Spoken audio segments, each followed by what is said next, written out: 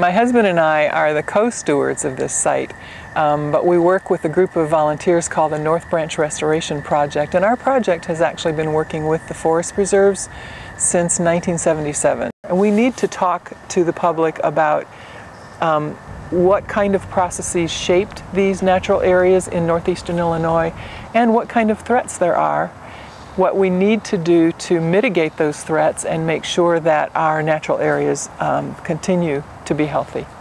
It's also extremely important to work with the land manager to get fire back into the equation, because fire is in many ways like oxygen to us.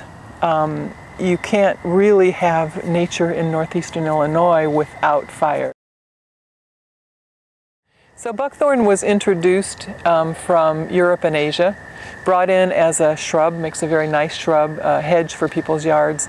But the plant also produces lots of juicy blackberries that the birds eat. They then fly into the woods, sit on a branch, they poop and plant those seeds, and the buckthorn then begins to grow here. Normally, historically, that would not have been a problem, because these woodlands, prairies, savannas, all of our natural areas for the most part had periodic regular fire. And buckthorn is not happy with fire. So when it burns, the little seedlings that you see here will be killed by fire.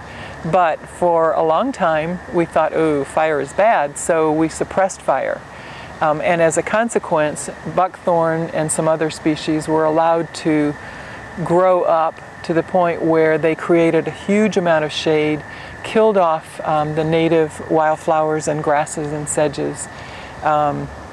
And so our goal in dealing with that threat is to cut the buckthorn and some other woody species. Again, let the light back in onto the ground so that the flowers such as mayapple and trillium and sedges and so forth have enough energy to produce seed.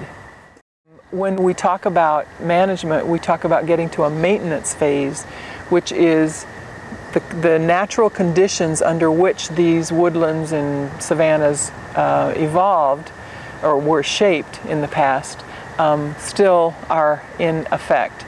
So we return the natural conditions and then the system will take care of itself.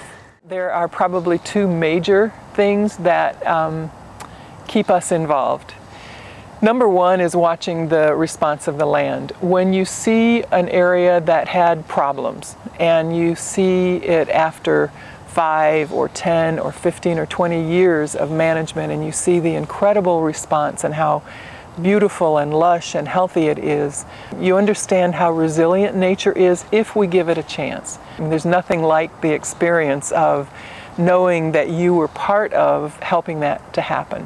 The other thing that's important to us is seeing the reconnection of people with nature. Many people who live in the city, they think you have to go to Wisconsin or Colorado or wherever to see nature.